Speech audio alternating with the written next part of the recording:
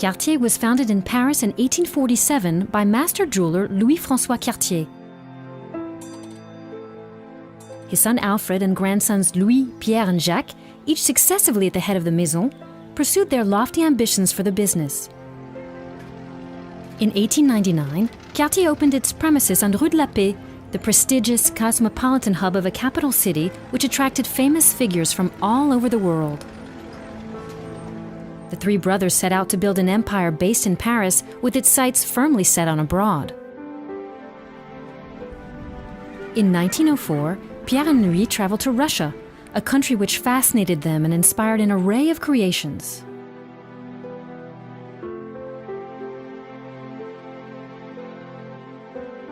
Before long, the imperial family and Russian aristocracy were enchanted. The English aristocracy flocked to the new Cartier boutique, which opened on New Bond Street in 1909. A few years later, the youngest brother Jacques took the reins of Cartier's British branch. He cultivated ties with figures that included some of the most remarkable Indian princes. Enchanted by Cartier's expertise and unique style, the Maharajas entrusted Cartier with dazzling gemstones to be reset in stunning pieces of jewelry in the modern style. Thus began Cartier's inspiring relationship with India, where the Maison opened an office in 1911. Pierre Cartier, Louis' younger brother, moved to America to run the New York branch in 1909. A clientele consisting of rich industrialists from the New World and the finance sector was joined by the first stars of Broadway and of silent movies, and a few decades later, by Hollywood celebrities. Extraordinary figures who discovered the spirit of excellence that has always driven the Maison.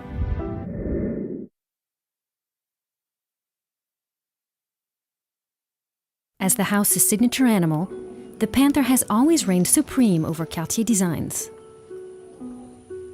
The elegant feline was used for the first time on a wristwatch, with the setting of the gems recreating the animal's fur. The panther sprung to life with the arrival of Jeanne Toussaint, who worked closely alongside Louis Cartier and was nicknamed La Panthère. Jeanne made her mark on Cartier design with her feminine elegance, independence, and free-thinking temperament. Cartier was the first jeweler to explore femininity through the metaphor of the panther. The motif soon became a key part of many Cartier designs. The bounding creature adorned powder boxes, cigarette cases, and vanity cases, to later appear on bracelets, necklaces, brooches, and other sumptuous jewelry. The panther became the object of all desires. A three-dimensional panther featured on a brooch was acquired by the Duchess of Windsor in 1948. The Duchess commissioned a second brooch the following year, featuring a platinum panther perched atop a cabochon sapphire weighing over 152 carats. She completed her collection with a fully articulated panther bracelet studded with onyx. Every rendering is a strikingly lifelike sculpture, a timeless, fearless emblem. The panther still stands as an icon of the House of Cartier.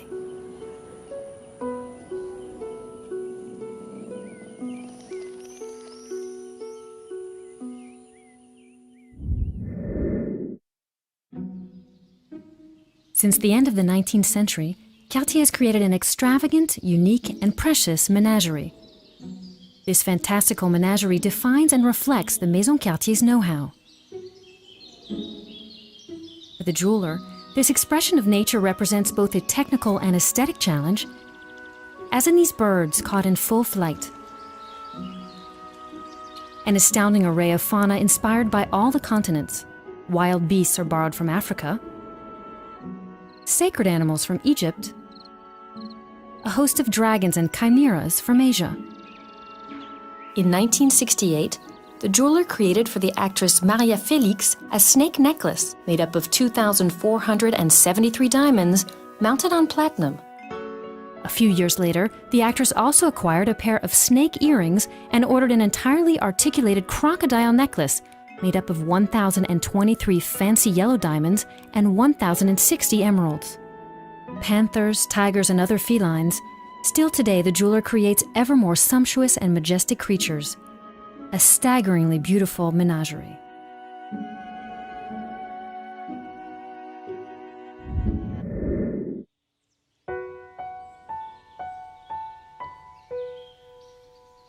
In the 19th century, the floral motif made its appearance in the Cartier story. This theme was enhanced by the garland style, marrying the sparkle of diamonds with the lightness of platinum to fashion the most precious compositions.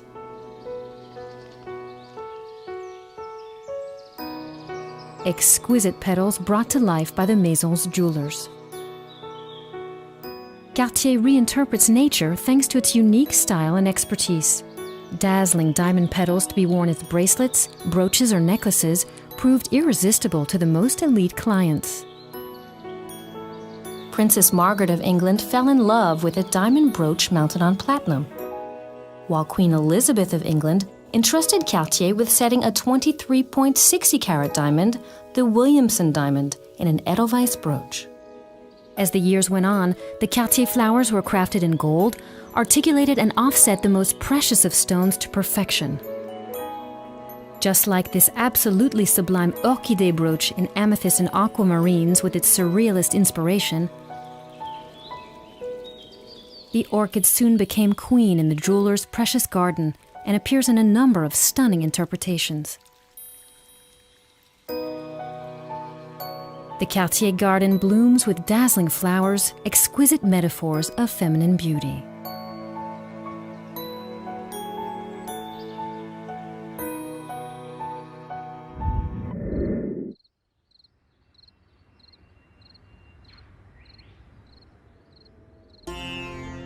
Jacques Cartier made his first journey through India in 1911.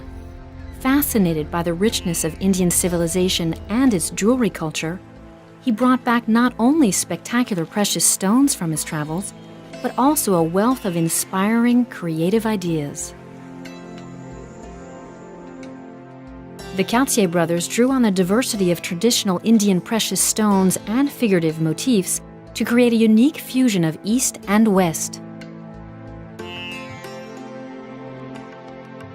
At the turn of the 1920s, the Indian princes entrusted Cartier, the jeweler to kings, with their amazing collection of unmounted stones. Cartier subsequently crafted pieces of jewelry for the Maharaja of Patiala and his son in Paris, as well as the Maharaja of Nawanagar in London.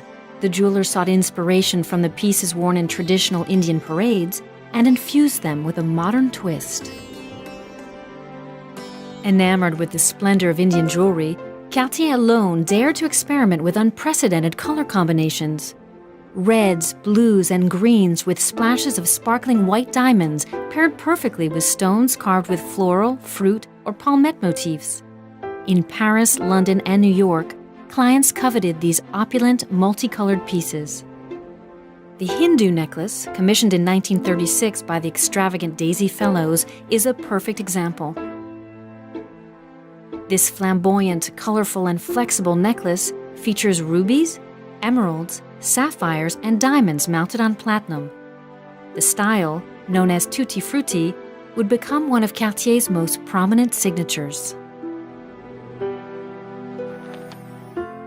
India, its jewelry tradition and its dazzling stones inspired Cartier to explore new heights of creativity, powerful style, and unraveled expertise. Today, more than ever, Cartier's jewelry creations continue to be inspired by the mysteries of India. Cartier, jeweler to kings, king of jewelers. This quotation from the Prince of Wales, the future King Edward VII, attests to Cartier's ties with royal families and aristocracy worldwide from the early 20th century onwards. Cartier was awarded 15 royal patents between 1904 and 1939, becoming official supplier to the most powerful dynasties, which most notably ordered precious tiaras from the jeweler. In 1909, at the behest of Grand Duchess Vladimir, Maria Pavlovna of Russia, Cartier created a tiara adorned with sapphires and diamonds. A foliate scroll tiara created in 1910 was acquired by Elizabeth, Queen of the Belgians, in 1912, while that of Queen Victoria Eugenia of Spain was made in 1920. In 1926, Jagatjit Singh, Maharaja of Kapurthala, entrusted Cartier with the creation of a head ornament consisting of 19 exceptional emeralds, including an incredibly rare stone of 117.40 carats. Cartier has been a privileged witness of royal and princely love stories, such as that of the Duke and Duchess of Windsor, or that of Grace Kelly and Prince Rainier III of Monaco, who sealed their union with a Cartier ring adorned with a 10.47-carat emerald-cut diamond. For her wedding to Prince William in London on April 29, 2011, Catherine Middleton, future Duchess of Cambridge, wore a Cartier tiara. Created in 1936 for the Duchess of York and future Queen Elizabeth, the precious tiara was also worn by Princess Margaret in 1955. This headpiece with scroll motifs creates a halo of light, which has given it the name Halo Tiara. These rings, tiaras, and sets of jewelry are testament to an extraordinary dialogue between the jeweler and these historic personalities.